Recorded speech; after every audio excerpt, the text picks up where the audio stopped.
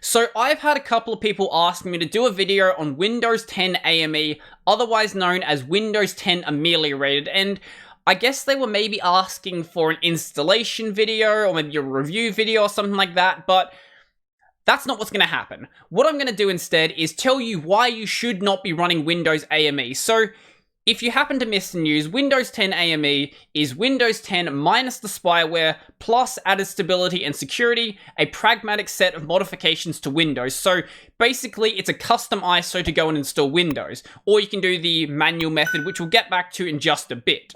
Now, this is by no means new.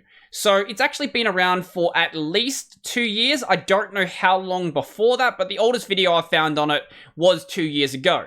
So the reason why it's in the news now, though, is because recently Linus Tech Tips did a video on it, and obviously it got a couple million views, and now people actually know about it. So how does it actually claim to work then? Well, what they say is that rather than using things like group policies, registry entries, or various other workarounds to go and disable the spyware systems built into Windows 10, the things that just collect data for the sake of collecting data for Microsoft, what they do instead is go and remove the executables for the applications entirely. So even if Microsoft wanted to collect that data, then they simply can't do so. And along with this, they also go and remove some core applications like Edge, Media Player, Cortana, and any AppX applications as well, and goes and replaces them with FOSS alternatives in the cases where it makes sense to replace it. But if it's an application that you just don't need installed anyway, it doesn't get a replacement. But in the case of Edge, that gets replaced with Firefox. I think Media Player gets replaced with VLC, and obviously you don't need Cortana. It also goes and removes Windows Update and related services, because when you go and download an update with Windows Update, Microsoft will actually try to restore the system to the state that they want it to be in, and by doing this, the ISO size is reduced by about 2 or so gigabytes, and because you have less processors running, the system footprint will also be way lower as well. And all of this sounds great until you start considering some of the drawbacks. And one of those problems is that AME breaks a lot of basic system functionality, so if you go and watch Linus Tech Tips video, you'll see that when they try to run Creative Cloud, it doesn't actually work. And the reason for that is because it has to trick the operating system into thinking that it doesn't have an internet connection, even when it actually does, because if it doesn't do that, Microsoft may try to force an update onto the system, which can revert a lot of the changes that AME has done. So even though you've gotten rid of Windows Update, that doesn't actually mean that Microsoft can't actually force an update to happen onto the system, which is just sort of ridiculous. And the problem this causes isn't just with Creative Cloud. So even though you have an internet connection, other applications that query the operating system for an internet connection to actually work may not actually function. So this could be a problem with games that are always online, or you might have some problems with things like the Google apps or other things like this. And also, search is entirely reliant on Cortana, not just searching for files, also searching for things in your settings menu. So any of the basic search built into Windows 10 is reliant on Cortana. Now, for searching for files, this can be replaced with OpenShell, and that's what's actually been done in AME. However, at least in the Linus Tech Tips video, it didn't seem like it was actually working, so maybe the version of OpenShell they were using might have been bugged, or there was some reason why the search wasn't actually working. Also, some basic shortcuts like Windows Tab just simply don't work properly, and the big one is with DirectX 12. So if we go over to the FAQ, officially DirectX 12 isn't actually supported. So where is it? DirectX 12. The general answer is no, as DirectX 12 is primarily updated by Windows Update. Certain games will make API calls that aren't available on AME, resulting in crashes. So some games will work. It really depends on how new the game is, because if they don't need one of these later patches, it'll be fine. If it does, though, you're kind of stuck. And gaming is one of the big reasons why you might want to run a custom ISO like this, because you want to get the most performance possible out of your games, and if you can't run modern games, well, there's not really any reason to get that extra performance. You don't need the extra performance for something like, say, League of Legends. It will run on a potato. Also, this is questionably legal. Now, there is this legal notice here that explains why it should be legal. However, I'm not a lawyer, so don't take my word for anything here, but what I'll say is that if you're an individual who wants to use this, it's probably going to be fine. No one's going to audit some random person using Windows AME and say, oh, you shouldn't be using Windows AME, that's really bad, we're going to sue you or something like that. That's never going to happen.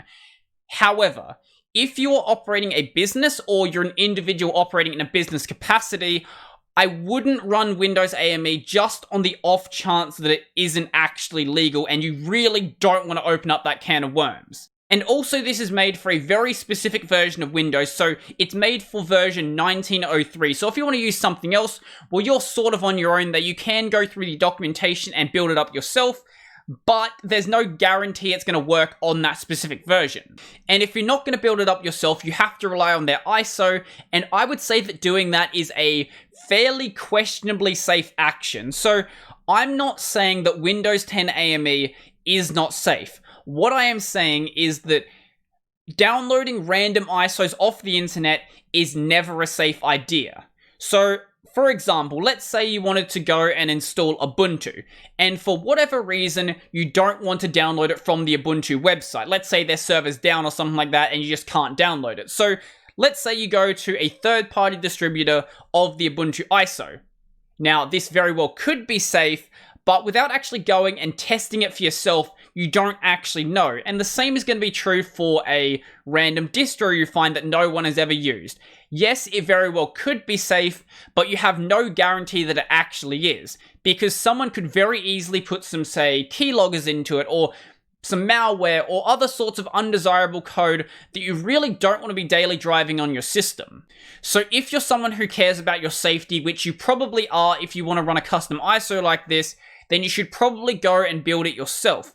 Now, this is supposed to take 2 to 3 hours to actually do, and this is just reading straight through the document and then doing everything that you're told to do without really thinking about it. Now, obviously, this introduces the exact same problem we saw before, where you very well could be introducing something that you don't want to be introducing, but let's just assume it takes 3 hours to do if you just go through everything they want you to do.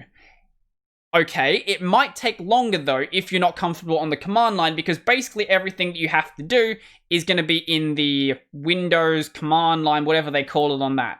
So there's going to be running a lot of commands like this. Obviously, it's pretty much just copy and paste, but if you're not used to using the command line, some people do get a little bit scared away from it.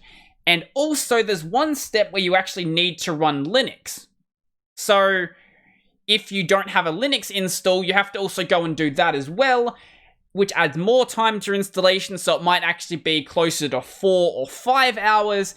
And that's before you even get into things like customization, because if you're not comfortable actually going through these scripts and modifying them to work out, okay, do I want to keep this? Do I want to get rid of this? Do I want to add something new? If you're not used to working with that, it's going to take you even longer than that to do, maybe 7 or 8 hours to actually get this working. Now, this isn't to say that you shouldn't run a custom ISO. In fact, this is saying the exact opposite. I think that everyone should be running a custom ISO, but they should not be running AME. What they should do instead is go and download an application called NTLite.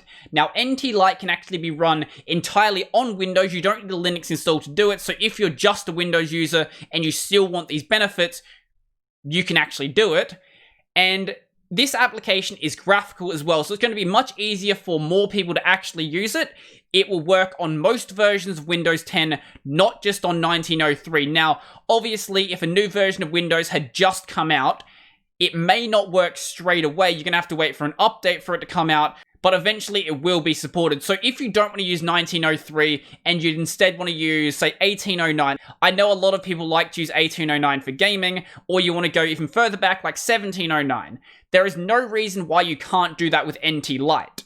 And because it's a graphical method, it's very easy to choose exactly how much you want to break Windows. So let's say you just want to get rid of Cortana and nothing else. Well, you can just get rid of Cortana. But let's say you want to make it so you've basically bricked the Windows system. Well, you can go and delete everything in the ISO and do that. There's nothing stopping you doing that. And NTLite provides a very easy way to actually go about doing that. Now, there is a free version of it, but there is also a paid version, which is fairly expensive, but you don't need the paid version. I will leave a link down below to a video that goes through doing everything just with the free version. It is this video right here by a guy called Freethy. It's a 2-hour long video, but he goes and explains everything that you're going to want to do and what everything does and what you shouldn't get rid of and things like that. But if you don't want to do any configuration at all, you also have the option of using Windows 10 Enterprise LTSC, which is a fairly stripped down version of Windows 10.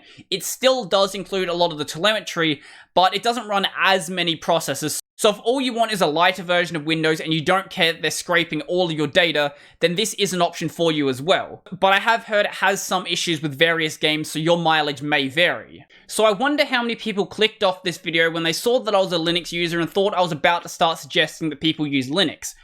Obviously, in the end, I do want to see more people using it, but I respect the fact that some people do want to use Windows, or they just have to use it because, I don't know, they need it for work, or they want to play games that aren't supported on Linux through Proton or through other means like that. If you want to use Windows, be my guest. But if you're going to use Windows, I would really recommend using something like NTLite to make it so it's just a more pleasant experience. So I think that's pretty much everything for me, but before I go, I would like to thank my supporters. So a special thank you to Joachim, Corbinian, Andrew, Craig, Nathan, Montezar, Joseph, Peter D, Road, Tony, Brennan, Donald, John, Marek, Mikkel, Nephite, Tees, and Zilva. If you want to go and support my work, there'll be some links down below to my Subscribestar, my Patreon, and my Cointree, and all of that sort of stuff. I've got a podcast that is available basically anywhere called Tech Over Tea, and this channel is available on Library, BitTube, and BitChute if you want to watch it on a platform that isn't YouTube. So I think that's pretty much everything for me, and I'm out.